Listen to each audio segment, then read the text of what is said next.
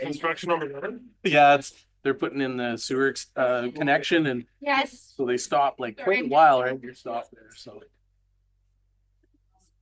We're letting the press in now. put it on silent there. Good.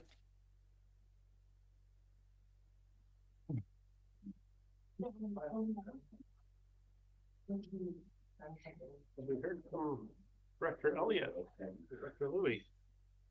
Sure. Something that we're supposed to have. Make sure my lights turn off. Oh. Recording in progress. Director Louis coming. So that's Okay. good. Just one moment. Yeah. Okay. Yeah. We have everyone except for Director Elliott. We have quorum, Chair, so we can begin the meeting. Thank you. Okay. Sorry. Late lunch. It is now 3 o'clock, and I'm going to call this meeting to order and acknowledge that we're meeting on the traditional territory of the Tla'amin peoples. First item of business is calling the order, which I've just done. The second item is approval of the agenda. And just to let everyone know, I'd like to add 92B to section 12.1, which is our in-camera session. And with that, looking for a motion to adopt the agenda. So moved. Director Lennox, second. Director Fall. Any discussion? Seeing none, all in favor? Any opposed? None, that's carried. On to adoption of the minutes. Item 3.1, June 24th. Is there any errors or omissions? Or seeing none, I'm going to look for a motion. So moved. So moved and a seconder. Director Brander. All in favor? Any opposed? None, that's carried. I think Director Louis is just a little delayed. That's fine. Okay, on to item number 4, appointment of signing officers. Now, I'm just going to ask our corporate officer for a quick verbal report on this one. Oh, okay. Because there's Thank you, Chair. very simple. So we have not had a motion appointing signing officers for a couple years, I believe, and we just need to have this done. So we would ask that the Assembly nominate somebody to be a director here, and then this is just reaffirming who is our current signing authorities. Okay. So, is there a motion that someone would like to propose a name? I would ask if Director Brander would like to be the other signing officer, as also chair of the regional district and is in the office quite frequently. Sure. Okay. Would you like to move the motion with your name? Well, why don't you move it? Oh, I'll move it. Second by Director Southcott. Any discussion? Seeing none, I'm going to call the question. All in favor? And seeing none opposed, that motion is carried. On to item number 5, delegations and inquiries. First up is the Four Tides Hospice Society. Floor is yours, Melanie and Malerie. Oh, that's good. Sorry. Yeah. My dyslexia is coming back to me.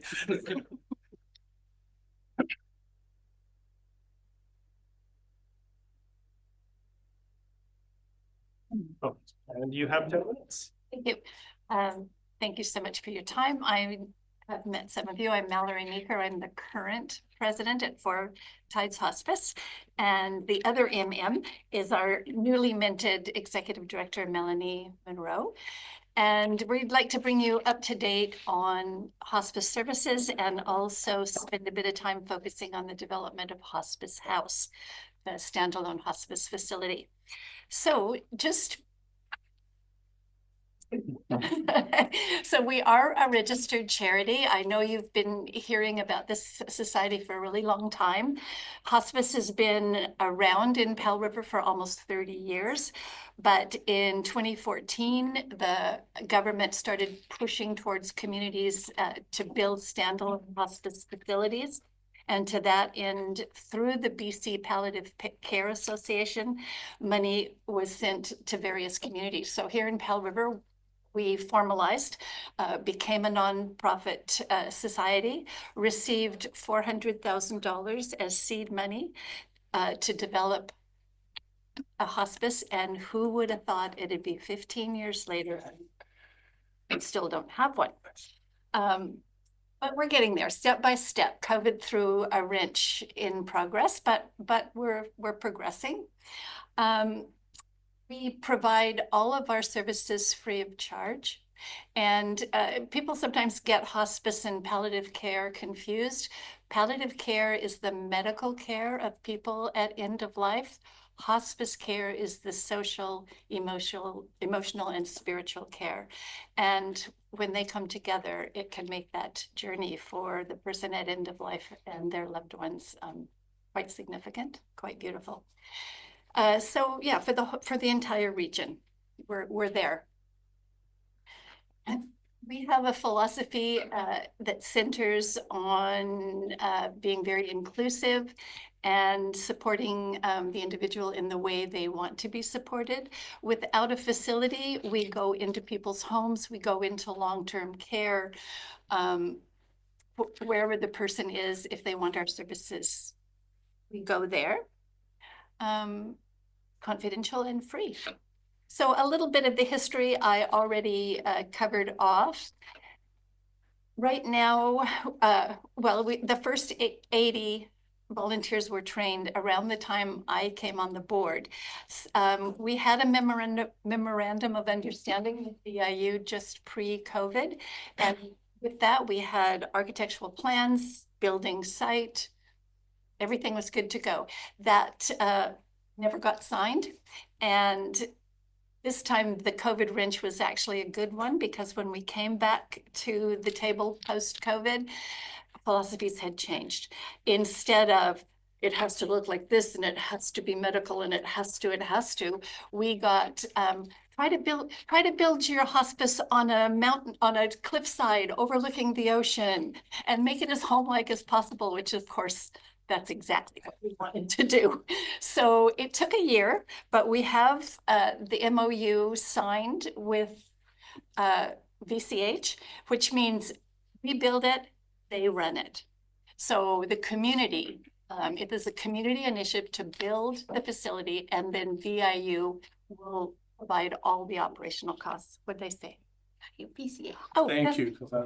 We were wondering. Keep going. Sorry, Chair. Former employee. Sorry. Okay, so we figured this new wave, no pun intended, this new wave started with our new name, which we wanted to move away from the Pal River and be more inclusive. So we became the Four Tides Hospice Society. And the next step was the MOU signing. And most recently, we have a wonderful partnership with the city. The city has directed Jason, who I know you all know, to work with us and to locate property for the hospice to be built on city property. So Mel's going to talk about services. Yeah, so in the past calendar year, our referrals have grown 280%, which is a lot. We provide services to 300 plus, usually, community members a year. Those are clients with life-limiting illnesses, they're caregivers, those that are bereaved. And all of our referrals come from clients, caregivers, family members, healthcare providers, nurses, and more. We currently have over 50 volunteers, and these volunteers are volunteer visitors, board members, fundraisers, professionals, allies. They're trained to provide emotional, social, practical, spiritual, grief, and bereavement supports to all of our referrals. And they constantly receive ongoing professional development and support through monthly meetings and regular check-ins. The groups that we currently have are grief groups. We have a grief walking group. We have 2 caregiver support groups, community initiated and grant related programs that we do, including music therapy, Telephone of the Wind, Memento Mori, and we also offer advanced care planning workshops. So where we get most of our funding is for our Hike for Hospice, personal and memory donations. We receive grants, peer-to-peer fundraising, third-party fundraisers, and legacy giving. So jump into hospice, the actual facility, because that's what we're here about. We're currently partnering to build a 4 to 8 bed facility. If the decision lands at 8 beds right away, it might take a while, but those are 4 beds for pain management and 4 beds for respite. And of course, there's some flexibility there. Right now, we have about $2 million committed to the project. 1.2 million committed from the QHRD. I'm waiting for people to gasp at this point. The original $400,000, we have commitments from auxiliary for furnishings and some other commitments there. And a big community fundraising campaign will be launched once we establish new architectural plans. So I thought I should jump in a little bit about that commitment from QHRD. I'm assuming it's a bit of a surprise for some people because it's a little bit old. But I do want to say that funding hospice is an idea whose time has come across the province, across the nation, basically globally. People are starting to understand that the way we as a colonial white society deal with death hasn't worked, and that we being that it's the only service that affects every one of us at some point in time, we need to shift the way we think about death. And yet that's certainly not reflected in the budget. You'll see in the 2024 budget in the healthcare area, there was funds to mental health, you know, all of that, and barely any to palliative care. And yet you juxtapose that to what we're experiencing here, like a 280% increase in 1 year. We know that the funding has to catch up. At the now you're going to have to help me with this acronym, UBCM. Well done. Well done. Is that it? Yeah, there's always been a lot of talk about cities and regions supporting initiatives. And we know that the general support is about 40%. So you can keep going. So what you saw here is from your former colleagues when Colin was still with us, their funding contribution to the original project at 40%. So our request is, we know that a hospice house is fits in with your strategic priorities. And right post-COVID, we did quite a large community engagement campaign, and all of those results are on our website. We know we have very, very broad support for building a hospice in this community. So our ask is simply and strategically and hugely that you join with the city, join with VCH, join with Four Tides, and become a partner again in this initiative, and do that by reconfirming your commitment to some of the capital costs of the facility. Thank you. 35 seconds left. Well done. So first, are there any questions from members of the board? Director Lennox. Yeah, thanks. And thanks for your presentation. Yeah, you do know some of us fairly well. Thanks for all the work I know. Thanks for all the work you've done over the years, right? Because many of us who've been here for a long time have seen that in firsthand with our family members and friends. I got a bunch of questions. I'll take 2 maybe, and then if I get a chance, I'll circle back. So are you going to be able to keep the home-based services coupled with a new center? Like, are you going to be, right now you're in people's homes and communities and different places. Will that be maintained, or is it kind of focusing now a switch? No, it's not a switch. Most of us do want to die at home.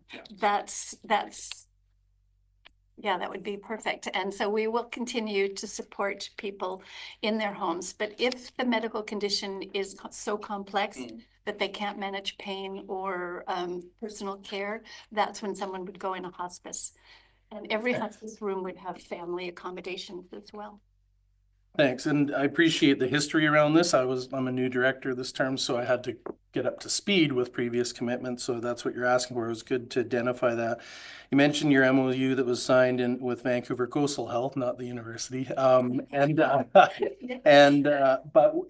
we're gonna need some details on that. You know, are they bringing any capital to the, you know, you mentioned the lack of capital, so I think that it's upon us to advocate for that. UBCM is coming up, right? So that's part of what you mentioned. And then finally, you're looking for some property, and it sounds like you've got some options there. The last question is a 280% increase in demand for services. I wouldn't think our mortality rate is escalating. I would hope not that fast, but what do you say is the reason for that? Awareness that you're there, maybe? Well, I think it's just, like I said, it's an idea whose time has come. People want the end of life to be different for themselves and their families. And also, I think I can be a little proud here. Four Tides has a wonderful reputation. They do good work. And so, you know, word of mouth. To go back to the funding, do you want to just give a quick about their commitment to Sea Shelton? So we're gonna. What meeting? We can. Okay, Vancouver Coastal Health is also working with Sea Shelton Gibsons. They're a little bit ahead of us, and they recently, within the last year, made a significant contribution to their capital costs. We intend to request and expect similar participation. Certainly not all, sure, but a contribution. Thank you. I'll put myself on the speaker's list. Oh, and then Director Southcott. So that's good to hear that BCH is already doing this on the lower coast with some capital funding. And I think that's something our hospital district board can work with BCH as we move forward. My question is, when it comes to when the facility is built, does it automatically get the designation of a healthcare facility, or does it need special designation? Because we've kind of been juggling with this in relation to MICLAC and the Foundry. Is, you know, sometimes they don't automatically get designated as healthcare facilities. I think based on what I'm hearing that it would be, and then that's where we kind of have a bit of a challenge with, you know, getting special permission from the Minister of Health so that we can provide funding. So I'm just curious, does the hospice facility automatically get the healthcare designation, or would we have to go for special permission? My understanding, but I wouldn't get it 100%, but my understanding based on other facilities is that we would have the health care because we have nurses provided, and not life-saving equipment, but end of life care, quality equipment, oxygen, you know, medications, opioids, that kind of thing. So my understanding is it's an automatic designation. I think that's just something we gotta keep an eye out for. Director Southcott. Thank you. I remember some time ago hearing 25% of people who passed away in Powell River were being served by Four Tides Hospice. So with this increase, does that mean more than half now of all people who pass here? We know that approximately 315 people pass away in Powell River every year. That number that we gave you doesn't include necessarily the people that passed away. It might include their caregivers or their loved ones in bereaved groups, or it might be someone who lost a child somewhere else, moved here and joined a bereavement group. So it's the number of people served, not the number of people who passed away. Thank you. So really broad service. Are there anyone else? Yeah, so we're at time. So Oh, we're at time. Oh, yes. I'm going to ask if there's agreement amongst the directors to extend the time, and then I recognize Director McCormick. Is everyone, let's see a thumbs up for everyone. Okay, good. Okay, Director McCormick, go ahead. Thank you. My question is about how you're going to prioritize, because with only 4 to 8 rooms, there's going to be a huge demand. So how are you going to select who is going to get in and who would have to wait? Actually, Four Tides will have very little to do with, am I looking at you? Or You're actually, I think. where do I, oh, there. Sorry, Mallory. Tides won't have a lot to do with referral for those beds. That's would be managed by Vancouver Coastal Health and the appropriate health professionals. it will be flexible, especially if we go right away for the 8 beds. So we could, you know, depending on who needs what, we could have more than 4 end of life care beds the other way around if needed. But it's not 4 tides. That's something that Vancouver Coastal Health determines. Yeah, because I can see there being quite a demand with the aging population. So, yeah, this is a really great project. I'm really excited for you. Thank you. Thank you, Director McCormick. Is there any other directors that would like to speak or ask questions? Okay, second kick at the can, Director. No, I think we're good. Like I say, a great project and obviously in serious demand. So thanks for your presentation. Okay, so my next question then is actually for the Assembly. We have the document from 2018. There's also been an ask for like a recommitment and I'm just wondering, is that entirely necessary, or would we like to have a motion of that the board reaffirm its commitment? I'm going to ask the corporate officer. Thank you, Chair. So that 2018 resolution still stands. There's no need to recommit to that. And then I suppose like the next, you could reaffirm your support through a motion that would not have any impact on previous decisions. However, it's not required. Okay. So we can either have a motion or we don't need one. Either way, as it stands, the motion from 2018 stands and that commitment is still made. And thank you for coming in and letting us know, because there's a lot of new faces around the table. And when someone says URHD has committed money, We did what? Thank you so much. That's really good news. And as we launch our public campaign, that's part of what we get to acknowledge.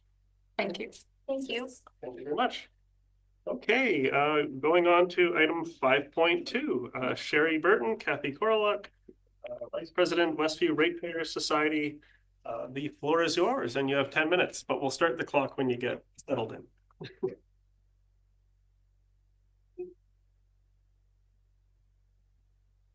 Try to get the best angle. That's right. Yeah. The filter. I don't know about that. Oh, that's a little too close. Whew. Okay, thank you. Go ahead.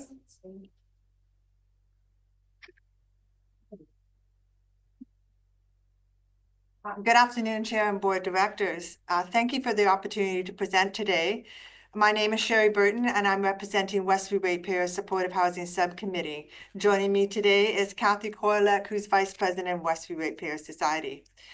Before we begin, we wish to advise the Chair and Directors that we were granted permission by the staff to revise our delegation materials from the original version that was attached to the agenda on Friday, and you should have been received. The updated version has been distributed to you. The Westview Ratepayers Supportive Housing Subcommittee respectfully requests that the board amend the notice of motion under agenda item 10.1 to direct staff to include a broader review of lease compliance at 4910 Joyce Avenue. Specifically, we ask that staff report address not only the definition of nuisance, but also hazardous substances and permitted uses as defined in the lease. These provisions are central to the board's fiduciary responsibility and essential to ensuring the safety and well-being of supportive housing clients, staff, and the surrounding community. At the June 24, 2025 delegation, Mark Scott, on behalf of our subcommittee, addressed the board's fiduciary responsibility to ensure compliance with the lease between the Hospital District and Provincial Rental Housing Corporation, BC Housing. Today, the board is considering a notice of motion to request staff to bring back a report on the definitions of nuisance within the lease of 4910 Joyce Avenue and options to ensure compliance from the tenant. We respectfully request that the notice of motion be amended to include the definitions and compliance of hazardous substances and permitted uses in the staff report. In a July 1, 2025 email, Director Southcott questioned our assertion regarding the board's fiduciary duty under the lease and suggested that the nuisance provisions are not being violated. He also asked what else can be done. The following Canadian definition of fiduciary duty applies to the board. An agency relationship, for one, acts on behalf of another, implies duty of fiduciary duty.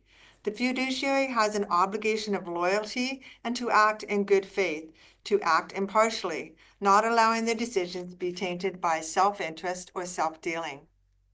Our previous delegation raised concerns of nuisance under section 9.4. Specifically, the tenant will not carry on or permit to be carried on in or upon the leased area anything that constitutes a nuisance or annoyance. The Supreme Court of Canada's decision in Antrim Truck Centre Ltd versus Ontario outlines two key elements of private nuisance. 1. Substantial interference. Must demonstrate that the interference with the property is more than a trivial annoyance. This can include physical damage to the property or disturbances to the owner's health, comfort, or convenience. Second, unreasonableness. The interference must be unreasonable in all circumstances. While we recognize the legal interpretation of section 9.4 may vary, this Supreme Court of Canada's decision provides a clear framework for evaluating nuisance, particularly the criteria of substantial interference and unreasonableness. These criteria are not abstract. They reflect real impacts on health, safety, and community well-being. We draw your attention to the following lease definitions under interpretation. Subsection 1.1H, hazardous substances, means without limitation, contaminants, pollutants, or other substances, products, materials, or goods which are hazardous or dangerous to human, animal, or plant health or life. Subsection 1.1M, leased area means the portion of the land shown outlined in bold on the reference plan. Subsection 1.10, permitted uses, means providing affordable rental housing with support services for homeless persons or persons at risk of homelessness. Attached to this presentation are excerpts from the lease terms of an instrument comparing the leased area, Schedule B, with the site plan, Schedule A. You'll note the supportive housing facility comprises most of the leased area. Credible, substantiated reports from current and former supportive housing clients and staff indicate that activities such as smoking or inhaling hazardous substances, drug and sex trafficking, violence, theft, and coercion are occurring on the leased premises. These activities are not only illegal, they fall outside the lease's permitted uses and directly violates its nuisance and hazardous substance provisions. Respectfully, we believe the board has a fiduciary responsibility to ensure that both the hospital district and BC Housing not only comply with the nuisance, but permitted uses and hazardous substances terms of the lease. These provisions exist to protect supportive housing clients, staff, and the broader community. In response to Director Southcott's question, what else can be done? We urge the board to demonstrate leadership and take meaningful steps towards resolution. We offer the following steps. Initiate dialogue with BC Housing to address operational concerns. Explore amendments to the lease that better protect staff, residents, staff, and the surrounding community. Conduct a formal review or audit of lease compliance and share findings transparently with the public. Transparency, accountability, and collaboration are essential to restoring trust and demonstrating responsible stewardship. We urge the board to act decisively and compassionately. If the board is unwilling to act, we ask that this position be clearly stated, enabling the community to understand the constraints and consider alternative paths forward. We believe that transparency, accounting, and collaboration are essential to ensuring the safety, dignity, and well-being of all involved. Thank you for your time, attention, and commitment to developing our community. Thank you. 3 minutes and 40 seconds left. Very efficient. Okay, first of all, is there any questions from members of the board? Yeah, thanks. And thanks for your presentation. Done a lot of homework for us. So, my compliments on your thoroughness, right? Because sometimes, directors, we have to dig. So presenting facts is good for us. I don't have too many questions because you've answered most of what I've, I spoke last time we met here and we, there is a notice forthcoming. So I'm not going to get ahead of that, but I just thanks for your presentation and listening to us a little bit later. Thank you, Director Lennox. And yeah, echo the same sentiment that we're going to get to this item at the Item 10.1. And I also just wanted to say, I noticed that Director Southcott's name came up a few times. And I just want to remind everyone that Director Southcott is a member of our board and he's allowed to ask questions, as are any other directors. And this is the beauty of a board or a council, as we make collective decisions, because I've always told myself I'm usually 30% wrong. I just don't know which 30% is wrong. Yeah. And that's why I'm not saying Director Southcott's wrong, absolutely not. But all directors are allowed to reach out, and I think you've done your best to answer the questions that have been posed, and I look forward to the discussion that we have at 10.1. So, okay, I think that's it. Can I just ask one question myself? Okay, one question. We did not answer it though. The lease is a legal and binding agreement. So my question is, who is responsible for ensuring compliance to the terms of this legal and binding agreement? Is this a staff responsibility? Is it the board's responsibility? I'm curious. That's a very good question. I'm going to ask our corporate officer if there is an answer. I'm sure the answer is probably legal. So I was going to ask our corporate officer or our CAO if they have an answer as to how does a lease agreement get enforced. To the CAO. No, we'll defer to the CAO. Or this might be a question that will be administrative and they can answer you at a later time when they have it taken. Maybe I could offer something. That's exactly what the notice of motion is really intended to get at. So maybe we could just wait until our discussion and we'll have some questions and maybe get you some answers. That's a really good Sorry if that's fair to the chair and the assembly, right? That's the reason.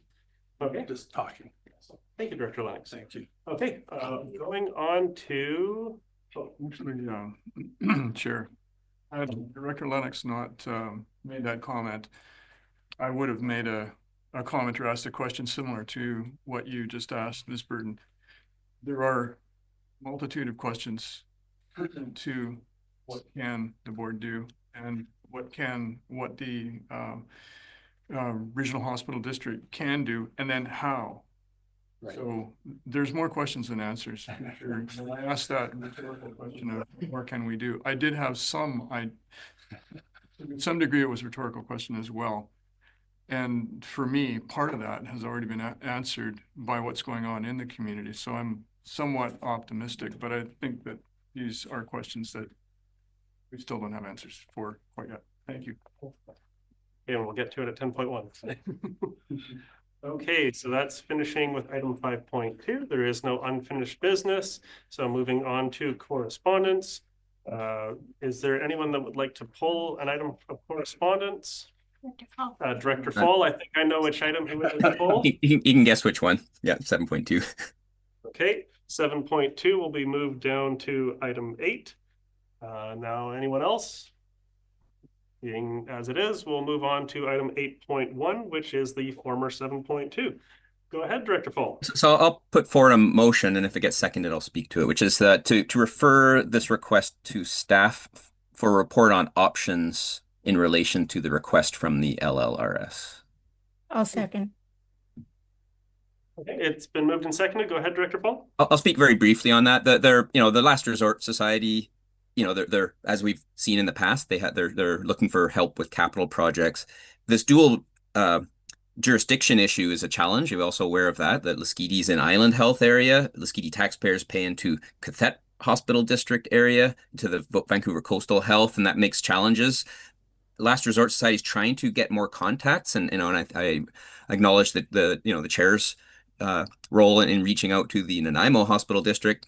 So they're looking for some help in they're actually specifically asking for what do they ask? They're asking something a little more specific than the motion, but I don't know if we can provide exactly what they're asking, and that's why I made the motion to send this to staff. Staff can look at what are the options for kind of resolving these communications issues. The fact that we are within, most of the regional districts works within Vancouver Coastal Health. Most of Qathet Hospital District does that, but we also have this little piece overlapping with Island Health. And how do we improve communications in regard to that? And, if that is to identify a liaison person, And who that is, I don't know. If there's some other mechanism, I don't know. And that's why I think staff can look into it and maybe come up with different solution that can help them. Okay, getting the speakers list going. And then I'll throw myself on the speakers list. Yeah, when the Lasqueti Last Resort Society last had a request and I reached out to Island Health, it took a while to actually get through to someone, and it seemed to kind of go into circles. So when we get frustrated with Vancouver Coastal Health on our end, what I heard from some of my colleagues on Vancouver Island was they run into the same challenges. I know our organization has been working with Vancouver Coastal Health about getting memorandums of understanding and trying to work on communication for shared priorities. And I was at first going, oh, well, maybe I'll throw myself in there. And I go, well, we're having the challenges with Vancouver Coastal Health, and I don't know the details of the challenges with the Lasqueti Last Resort Society. So when I came to this meeting, I was getting ready to actually nominate Director Fall as the board's liaison. But I think this actually is another good way to go, where the staff can kind of figure out which way we could go on this one. Because myself, I'd be happy to just appoint Director Fall. I would be fine with also doing it, but after we finish getting, memorandums of understanding and all that kind of fun stuff sorted out with Vancouver Coastal Health, because communication between hospital districts and the health authorities is a challenge for what I'm hearing, essentially all hospital districts. So I can only imagine the frustration on Lasqueti Island, where you're a member of a hospital district that's part of Vancouver Coastal Health, and you're getting services from VHA. Okay. Anyone else like to speak? Seeing none, I'm going to call the question. All in favor? And none opposed. That motion is carried. Okay, now moving on to, we got that. Okay, chair's report. Very minor chair's report. We had our working group meeting with Vancouver Coastal Health, though much of the information at the working group is supposed to be kept confidential. But one thing I will bring up with the board is when it comes to the identification of healthcare facilities, such as the Foundry and Miclac that we've been talking about, I was informed that it is ultimately up to the Minister of Health to sign off on it. And Vancouver Coastal Health reps were not opposed to Vancouver Coastal Health also being supportive and sending a letter of support to the ministry. So that's an interesting thing where we want to do something, Vancouver Coastal Health wants to do something, but we still have to bring it all the way up the chain to the Minister of Health, because some of these healthcare facilities aren't fully designated healthcare facilities, and therefore there's some challenges with the funding. And then I've also met with, well, virtual meet with the chairs of the Sunshine Coast Regional Hospital District and the Sea to Sky Regional Hospital District. Much of the conversation is around memorandums of understanding, which have come up in previous conversations at this board table.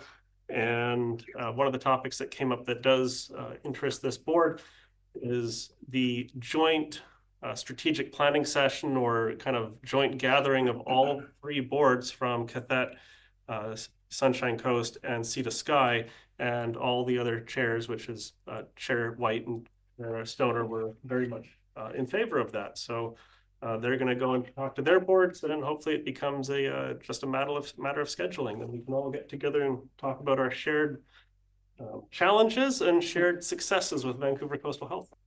And that's it for me on the chair's report. Any questions? Oh, seeing none. Ooh. Yeah. Okay, moving on to new business, item 10.1. Yes. Director Lennox. So, Chair, after some discussion with staff and trying to handle this, the motion correctly, I'd like to withdraw this particular motion and issue a new notice motion, actually. Okay. And the corporate officer, if I'm doing this correctly, maybe correct me if I'm not. I'd like to withdraw the motion. Yeah, thank you, through the chair. So we had a brief conversation, and if the desire of the new notice of motion is to go beyond the scope of the original notice, new notice is request. So it really would be probably beneficial to understand what the new notice of motion may Sure, we can have a discussion if you like, or I would like to hear what the new notice of motion is, or Sure. the proposed motion. And I don't think we need to withdraw the motion because it hasn't been moved and seconded yet. very good. So we can have the discussion. Thanks, Chair, and thanks, Corporate Officer. Really, as I mentioned to the delegation, the original intent of my notice included these issues. So when I was mentioning what defines a nuisance, in my head, it was all these things, including hazardous substances and all the activities within the building, outside the building. What does that mean? We discussed who enforces, like, everything that goes with the lease agreement and the details therein. So as a safety manager in my other job, hazardous substances, as soon as I see that, what does that mean? I don't know what that means in this particular context. And so there's also ramifications around cost of staff to develop the report, legal opinions and all that. So I think it's, again, I think you understand the intent of this particular motion that's before us. If everybody's willing to accept that and carry on, I'm fine with that, and we can have that discussion.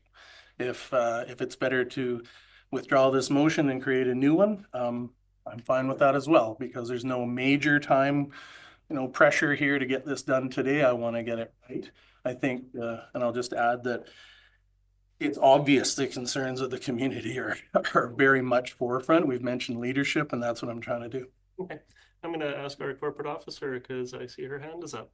Yes, thank you. So if the goal in the end was just to include nuisance and permitted uses, that it would likely still be within the scope of the original motion, and so would be allowed to be added to this, in my opinion. The assembly can choose that it might not be within the scope, so you don't have to take my assessment of that. And then just request a new notice of motion, but that actually seems like it would naturally be within the same scope of the original notice of motion, so adding that would be permitted. Yeah, and what I've heard, I was thinking along the same wavelength. When I first read the initial notice of motion, I was thinking, well, the concern is in relation to the lease and the activities at 4910. So what you're actually describing seems to match more of what's in my head, but I'm going to put it to the assembly. Would we like to have the slightly altered motion? Would that be considered consistent with the intent of the notice of motion? I'm seeing nods around the table. Director Southcott? Yeah, thank you, Chair. We don't have a motion on the table yet, but No. So this is general discussion right now. Yeah. It's important to me that the context of the situation be considered in terms of what the motion is asking for. And the context really is, I guess, what is it called? Civil unrest and the disturbance of life within the community here, in the most general terms. And we've had it described, it's described in the report that came from Westview Ratepayers in one paragraph here, graphically. We've heard this before. This is not new news. In fact, that might be somewhat dated. So one question, I have two questions really. One is, are the questions posed by the Westview Ratepayers central to the fiduciary responsibility of the board? That is a question in my mind. So that's a question I would like to see addressed. The second one is, whatever the actual fiduciary responsibility of the board is with respect to this actual situation, what is the ability of the board and what is the opportunity to actually manage, and what is it that we can manage through the mechanism of responsibility for this lease? So that's a somewhat complicated question. I've been mulling this over, trying to figure out. I think those are good questions. And I think what I'm hearing is that you're comfortable with the amended motion being dealt with today so that we might be able to get some answers with those questions. Yeah, I am, essentially. Okay, so Director Lennox, would you like to? Totally respect your comments, and I think I'd like to keep the last part of the motion, especially what are our options? Right, really, I'm trying to keep it simple. So I'm looking for a motion, Director Lennox. I'm going to move 10.1 as as written or as amended? As amended. Okay. I think we will allow staff to incorporate that. Yeah, and if there's a seconder, Maybe we'll get- Director Elliott needs to get up to speed. But I don't see it. Seconded by Director Fall, and now we're gonna wait until our corporate This officer is- can get it up so everyone can see the motion. Yeah. It's coming up. So yeah, I was just gonna Director point Elliott, out that there recognized? Go ahead. hasn't been really a way for me to figure out whether I prefer the new one or the old one or where we're at, just because I haven't been able to see what's being proposed. Mhm. And It's a very good procedural concern, and that's why, what is it, if you want to do something quick, you might make some mistakes, but we're government, so we don't do things quick. We make sure we try and do them as right as we can. Just 1 second, Chair.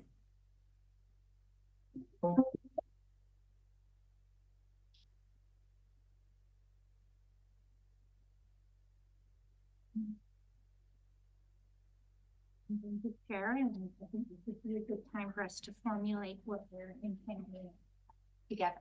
Yes. We want to make sure that the motion reflects the intent of the board.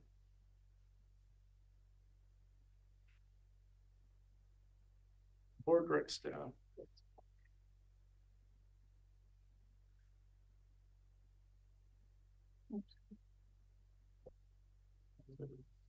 Substances. Yeah, Director Lennox, it was hazardous substances and permitted uses. Yeah. It's always a joy to. I know, well, we apologize. You're doing great. Okay, there we go. So Yes. I'm going to add commas. Okay. Okay, I do believe that was the intent of the motion moved by Director Lennox and seconded by Director Fall. Does that make sense to Director Elliott? just a question maybe around process for trying to I guess stay within our jurisdiction, I guess, question. And that is that currently the province has standards for operation of these types of facilities and definitions and so forth. Would those be included as part of the background the staff would be doing to come back with an answer? Or is this something we're asking our own legal counsel for, or what is it we're trying to do with that? Well, I'm gonna let Director Lennox speak to the motion first. I know there's been a lot of questions to just make sure that this new motion is still kind of meeting the intent of the original notice of motion, because that's a procedural challenge. If the new motion is too far different than the notice of motion, then it would have to be rescinded, and then we would wait another month or 2 or 2 weeks from now. But seeing as how we have consensus around the table that this motion is allowed, I'm going to let Director Lennox speak to it first, and hopefully he can clarify what the intent is. Oh, sorry. We get a mover. We have a mover. Do we have a seconder? Yes, Director Fall. Okay, thank you. Thank you, Chair, and thank Okay, go ahead, Director Lennox. Yeah, and thanks.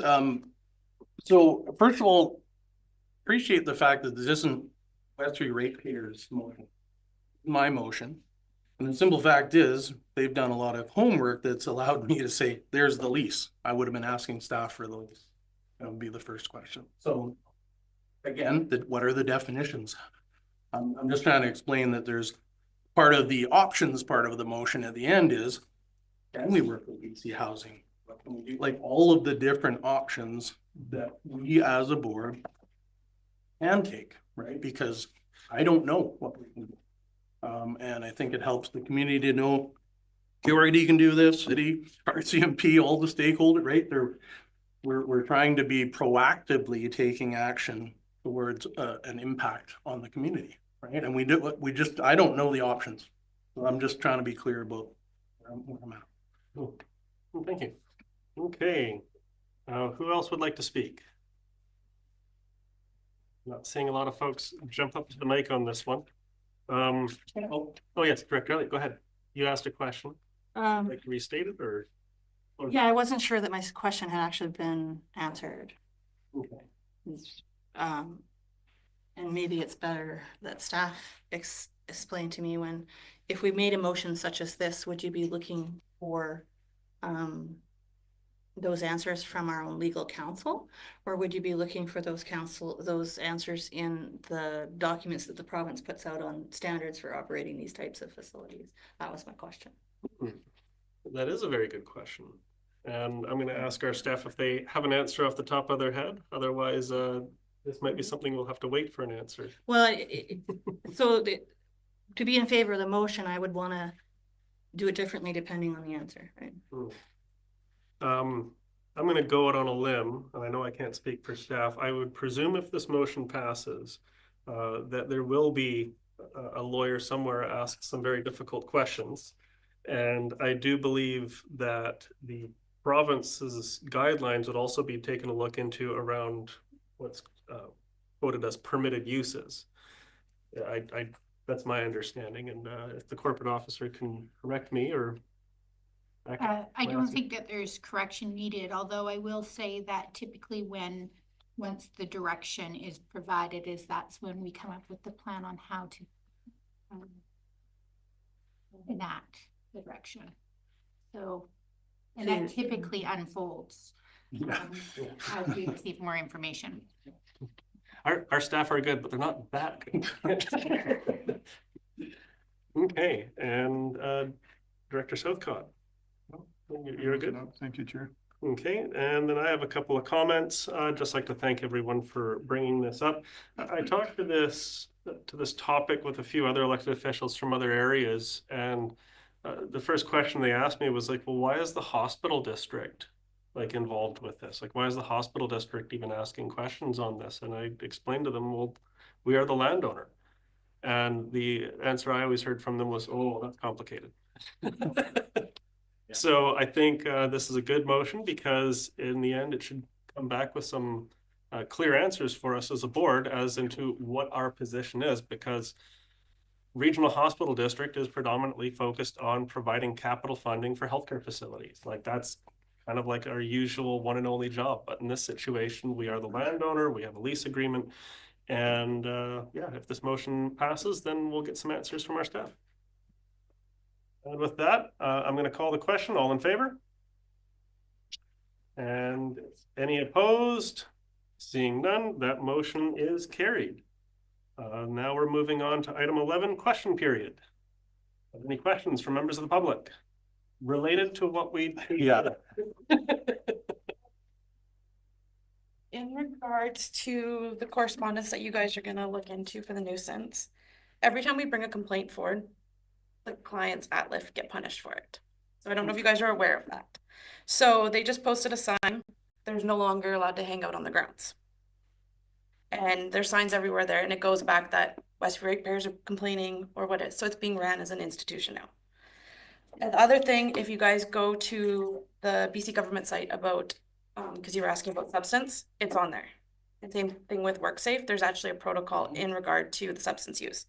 But just when you guys are doing that, just beware that anytime something goes down that we complain about or come forward, the clients are the ones being affected by it. And they make it being that we're complaining and they're not kind of collaborating with us. So that's the one thing I just wanted to say.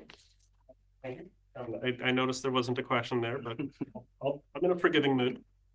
With that, we're moving on to item number 12, the proposed closed session. And keep in mind, there's also 92 B. Go ahead, Director Lennox. I don't have B, but I will move that the board move in camera that the meeting be closed to the public on the grounds that the subject matter to be considered relates to matters covered by the community charter under section 91I, the receipt of advice. I guess I should start with B. Sorry, what's B? Oh, that's two. I'm sorry. Okay, thank you. The receipt of advice that is subject to the solicitor-client privilege, including communications necessary for that purpose.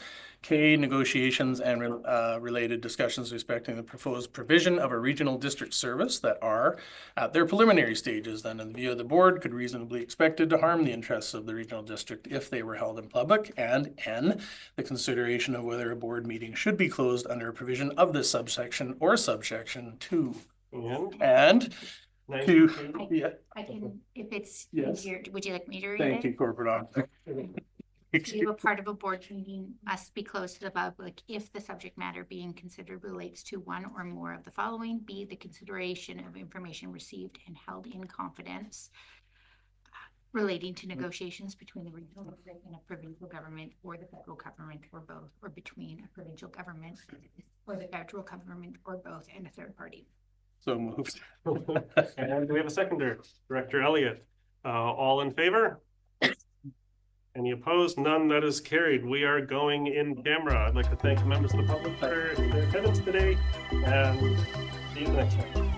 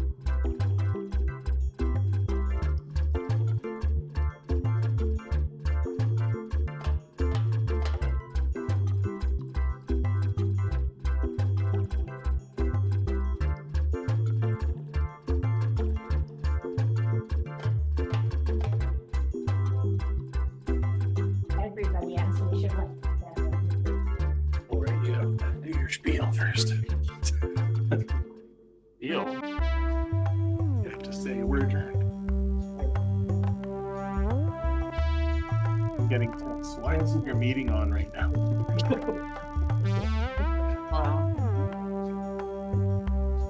I think it's a conspiracy. Oh, yeah. Recording in progress. Okay, welcome back. We have come out of our in-camera session and we have nothing to rise and report. Thank you for joining us today and sorry it took so long. See you next time.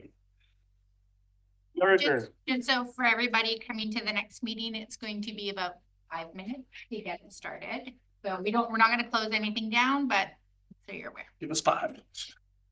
Okay, 5-minute break, right? Yes. Thanks, everybody. See ya. Thank you, Brandon. You're not gonna open up the other meeting? You don't want me to sign this off? You can start the other meeting. We're going to start in, you are going to be out. We'll let you back in 5 minutes. Yeah. Okay.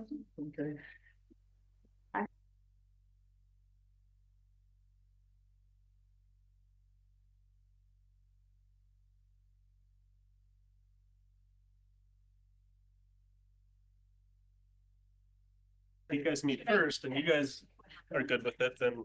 Here, Mark, this is yours too. Oh, yeah. I don't think we adopted that because I don't think. Recording in progress. Right.